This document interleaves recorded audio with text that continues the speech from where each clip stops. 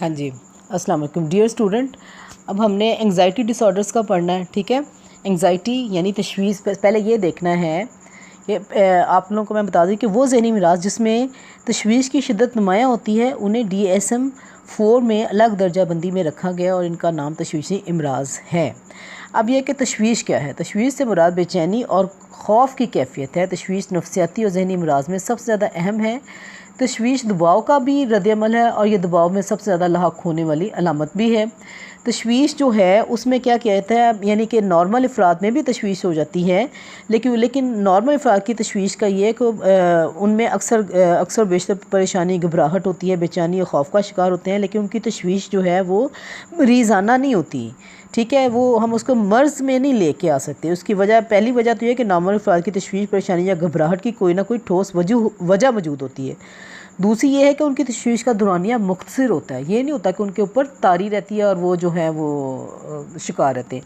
یہی دو وجوہات جب مستقل ہو جائیں، یعنی کہ فرد کے مزاج میں ہی یا اس کی پرسنالٹی کا حصہ بن جائے کہ جو ہے فرد جو ہے بے چینی اور خوف کی کیفیت میں مسلسل گرفتار رہے اور اس کا دورانیہ بھی بہت بڑھ جائے، تو اسے مرض کیا جاتا ہے. یعنی جب تشویش ایک حد سے تجاوز کر جائے، اس میں شدت آ جائے اور اس کا دورانیہ بڑھ جائے، تو اسے تب مرض کہیں گے. اب یہ بچوں غور سے دیکھ لو، میں نے دونوں کا ڈفرنس آپ کو بتا دیا. انگزائٹی دونوں میں یہ وہ وائوے میں ہو سکتا ہے یہ سوال کہ تشویش تو عام لوگوں کو بھی ہوتی ہے، تو آپ کیسے کہیں گے کہ یہ اب نارملٹی میں آتی ہے، یہ مرض کی تشویش ہے یا یہ نارملٹی؟ تو آپ نے بتا دینا ہے جو میں نے ابھی آپ لوگوں کو بتایا ہے کہ جو ہے اس کی نارمل لوگوں کی تشویش کی باقاعدہ جو ہے وجہ ہوتی ہے، اس کا ڈیوریشن بھی کم ہوتا ہے، وہ وجہ دور ہو جائے تو تشویش ختم ہو جاتی ہے. لیکن ان میں کیا ہوتا ہے کہ یہ اس تشویش میں مرض میں کیا ہوتا ہے کہ مریض جو ہے بے چینی اضطراب کی کیفیت میں مبتلا رہتے ہیں، لیکن جو ہے اور اس کا دورانیہ بھی جو ہے زیادہ ہوتا ہے. ٹھیک ہے، تشویش جیسے ابھی آپ کو بتایا ایک مرض بھی اور ذہنی امراض کی علامت بھی ہے.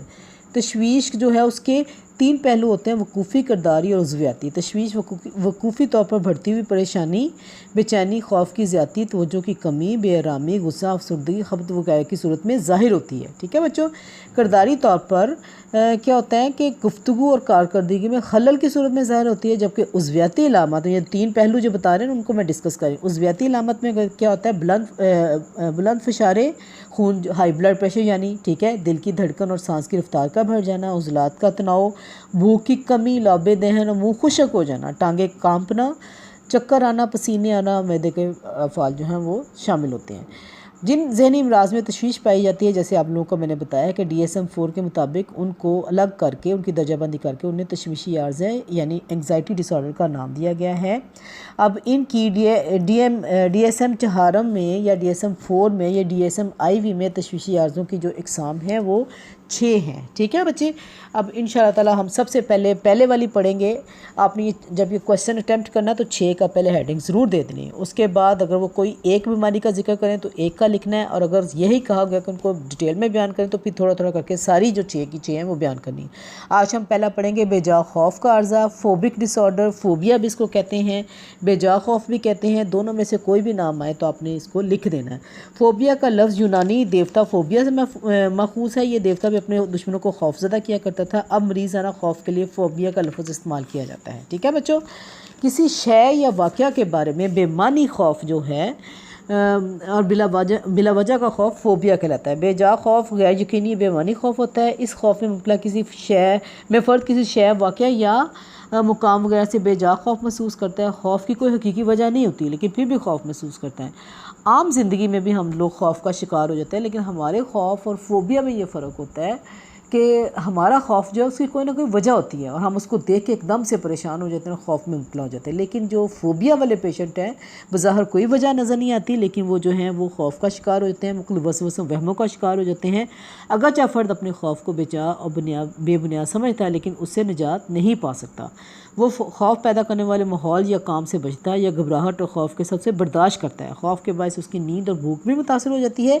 بے جا خوف بعض صورتوں میں شدت اختیار کرتا ہے. بے جا خوف فرد کی پیشہ ورانہ زندگی اور سماجی تعلقات کو بھی متاثر کرتا ہے. بچے اب مجھے لگتا ہے کہ اب آپ لوگوں کو سمجھ آ جانی چاہیے. ٹھیک ہے، DSM 4 میں بے جا خوف کو 2 اقسام میں بیان کیا گیا ہے. پہلا کیا ہے؟ مخصوص بے جا خوف. دوسرا ہے سماجی خوف.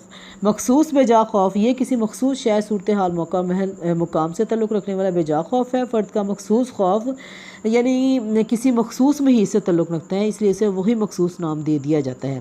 اب مخصوص خوف کی مختلف صورتیں ہیں، مثلا بند جگہوں کا خوف، ٹھیک ہے، جس کو کلیسٹروفوبیا کہیں گے، پانی کا خوف، ہائیڈروفوبیا، بلند مقامات کا خوف، ایکروفوبیا، جانوروں کا خوف، زو فوبیا. بچے یہ ہیڈنگز یاد کرنی ہے، یہ آپ کو پتہ ہے. بعض اوقات انگلش کا نام لے لیتے ہیں اور آپ کو جیسے ایکروفوبیا کا نام لیے تو آپ کو نہیں پتہ چلے گا کہ یہ جو ہے بلند مقام. آپ کو پتہ ہونا چاہیے ایکروفوبیا کا مطلب ہے بلند مقامات کا. کلیسٹروفوبیا اس کا مطلب بند جگہوں کا خوف. پھر خون کا خوف، ہیمیٹوفوبیا جو ہے، یہ عام طور پر تو آپ بلڈ فوبیا کو کہو گے نا، لیکن اس کا نام ہے ہیمیٹوفوبیا. آپ کو یہ مطلب آنے چاہیے کہ یہ کس چیز کا خوف ہے. اگر میں کلاس لیتی ہوتی تو یہ میں نے کل سمجھ لیں کہ میں نے یہ پوچھنے ہیں. آپ نے جب ٹیسٹ دینا نا تو اپنے بہن کو یا بھائی کو بتانا ہے کہ یہ پوچھنا بیچ میں سے کوئی انگلش کا ایک نام لے کے یہ کس چیز کا خوف ہے، ٹھیک ہے. اس کے علاوہ فرد جراثیم، انجیکشن، لفٹ، سرنگ، ہوائی سفر، ٹرین یا کشتی وغیرہ سے بھی خوف کھا سکتا ہے، ٹھیک ہے بچے. اب ہے سماجی خوف، دوسری ٹائپ جو ہے اس کی. سماجی بے جا خوف میں فرد سماج سے بے جا خوف محسوس کرتا ہے. وہ سمجھتا ہے کہ لوگ اس کے بارے میں مشاہدہ کر رہے ہیں، اس کا تنقیدی یعنی سوشل ماحول سے متعلق ہے نا، اس کا گروپ سے متعلق ہے، معاشرے کے لوگوں کے ساتھ ہے. تو اس میں وہ سمجھتا ہے کہ لوگ اس پہ تنقیدی جائزہ لے رہے ہیں، اس لیے وہ سماجی تقریبات میں شامل ہونے سے گریز کرتا ہے. مثلا وہ اسٹیج پر تقریر کرنے سے، لوگوں کے سامنے بولنے سے، کھانا کھانے سے شرمندگی اور خوف محسوس کرتا ہے. اسے خدشہ ہوتا ہے کہ اس سے غلط حرکات سرزد ہونے پر لوگ اس پر تنقید کریں گے، اس کا مذاق اڑائیں گے، اس لیے وہ ایسی صورتحال سے بچنا چاہتا ہے. بچوں اگر آپ لوگوں کو یاد ہو، میں آپ کو کلاس میں کہتی ہوتی ہوں نا، کوئی بچہ غلط بھی سنائے تو خبردار کسی نے ہنسنا نہیں ہے، یعنی کسی نے بھی ہنسنا نہیں ہے، کسی نے بھی تنقید نہیں کرنی. اور وہ غلط کوئی لفظ بول رہا ہے یا کوئی اس کو مطلب اٹک کے کوئی وہ لفظ بولا ہے تو تب بھی کسی کو ہنسنے کی ضرورت نہیں، کیونکہ اس کا معاملہ میرے ساتھ ہے. میں اس کو مائنڈ کروں یا نہ کروں یہ میری بات ہے. آپ لوگوں نے اپنا حصہ نہیں ڈالنا، چپ کر کے بیٹھنا ہے. میں یاد ہے نا میں آپ کو کہتی ہوتی ہوں، اسی لیے کہتی ہوتی ہوں کہ سماجی خوف سے، فوبیا سے بچا سکوں لڑکیوں کو بازو کا سبق آتا ہوتا ہے، لیکن وہ اس بات سے سنانے سے، ٹیچر کے ڈر سے وہ میں نے دور کیا ہوتا ہے. اس ڈر سے کہ میرے منہ سے کوئی لفظ غلط نہ نکل جائے، غلط ڈیفینیشن تو لڑکیاں ہنس کے تو اس کا کانفیڈنس زیرو پہ لے آتی ہیں. تو یہ چیزیں کنٹرول کرنے کے لیے آپ یاد کریں. جب میں کہتی ہوتی ہوں تو میں اسی لیے کہتی ہوں کہ سماجی خوف میں مبتلا نہ ہوں. میرے خیال میں اب آپ کو سمجھ آ گئی ہوگی. اب جو ہے اسباب، ہم نے اسباب پڑھنے ہیں کہ یہ فوبیا کے کیا اسباب ہیں. تحلیل نفسی کے نظریے کے مطابق فرد جب اڈ کی دبی ہوئی خواہشات کے خلاف دفاع کرتا ہے، ٹھیک ہے. اڈ آپ کو پتہ ہے جس میں سراسر یہ پرسنالٹی کا وہ سٹرکچر ہے. تحلیل نفسی کے مطابق اڈ ایگو سپر ایگو میں شخصیت کا سٹرکچر ہے. وہ شخصیت کا وہ ہے جس میں اڈ جو ہے صرف اور صرف خواہشات وہ چاہتی ہے جو کہ فرد کی سراسر اس کی اپنی ذات سے متعلق ہوں، اس کی یعنی نفسی خواہشات، نفسانی خواہشات کے حوالے سے ہے، اس کی جارحانہ خواہشات کے حوالے سے. اڈ میں سراسر یہ ہے کہ وہ پرسنالٹی جو چاہتی ہے اس کو ویسے ہی ایز سچ پورا کیا جائے.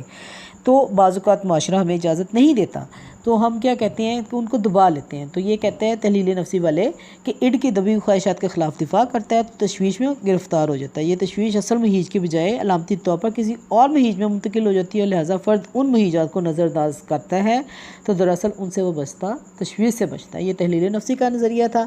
پھر تحلیل نفسی نے اور بھی اس چیز کو بتایا ہے کہ تحلیل نفسی کے ماہرین فوبیا کے مہیج کو بہت اہمیت دیتے ہیں. ان کا خیال ہے کہ فوبیا پیدا کرنے والی اشیاء کا تعلق علامتی طور پر فرد کے لاشعور سے ہوتا ہے. خوف پیدا کرنے والا مہیج دراصل کسی اور واقعی مہیج کا نمائندہ ہوتا ہے. فرد کہتا ہے کہ بچپن کے ناگوار واقعات کے ریپریشن کے نتیجے میں بھی فوبیا کا مرض لاحق ہو سکتا ہے. یعنی اب یہ دوسرا پوائنٹ ہے کہ ریپریشن کے نتیجے میں بھی فرد یعنی احساسات کو وقتی طور پر ذہن سے بھلا دینا.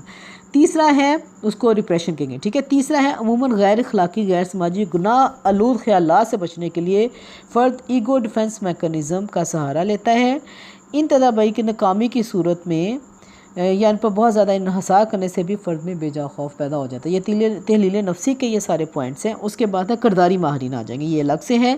کرداری ماہرین جو ہیں بیہیویئرزم میں یا بیہیویئرسٹ جو ہیں وہ کیا کہتے ہیں کہ اصل مہیج کے بجائے فرد کے کردار کو زیادہ اہمیت دیتے ہیں. یہ بیہیویئرسٹ جو ہیں کرداری ماہرین کا خیال ہے کہ فوبیا بھی مشروطیت کے ذریعے سیکھا گیا عمل ہے. مشروطیت یاد ہے نا، جو دو مہیجات کے درمیان جو ہے وہ تعلق قائم کیا جاتا ہے. تو وہ کیا ہوتا ہے کہ مشروطیت کے ذریعے سیکھا گیا رد عمل ہے. مشروطیت کی کسی بھی قسم کے ذریعے فرد بے جا خوف میں مبتلا ہو سکتا ہے. ماں اگر کسی چیز سے خوف کھائے گی تو بچے میں یہ سیکھا جائے گا ایک لحاظ سے کہ یہ چیز خطرناک ہے، وہ بھی بڑے ہو کر جیسے خوف کھائے گا، ٹھیک ہے۔ اندھیرے سے ماں نے خوف کھایا ہے تو بچے میں بھی آہستہ آہستہ جب وہ ماں کو دیکھے گا تو وہ خوف کھائے گا۔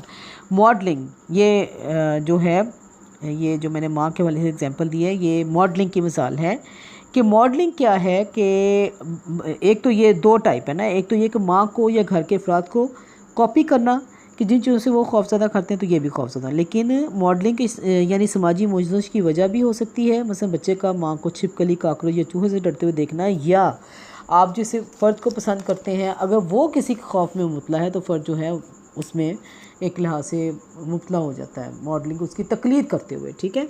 اور اس کے بعد علاج جو ہے، علاج کے لیے کہ سماجی مہارتیں سکھانے سے بھی فرد کی حالت میں بہت بہتری آ جاتی ہے، اس کو سکھایا جاتا ہے کہ ساری چیزیں خطرناک نہیں ہوتی ہیں، دیکھو مختلف سٹیپ بائی سٹیپ اس کو ماحول کے قریب لا کر اس کو سکلز اس طرح کی کروا کے کہ یہ چیز خطرناک نہیں، کوئی چیز نقصان نہیں پہنچایا اس نے، اور یہ جو ہے ایک بلا وجہ کا تھا، یہ بہتری آ سکتی ہے، ٹھیک ہے۔ کرداری طریقہ علاج کی ٹیکنیک، جو تکنیک ہے نا تجریدی استراحت کے، اس کے لیے بہت کارآمد ہے، یہ آگے میں جب میں پڑھاؤں گی کرداری طریقہ علاج تو آپ کو سمجھ آ جائے گا۔ فوبیا اور دیگر تشویشی امراض کے تحلیل نفسی کو بطور طریقہ علاج کامیابی سے استعمال کیا جا رہا ہے، ٹھیک ہے بچے۔ اب خراسانی کا مرض انشاءاللہ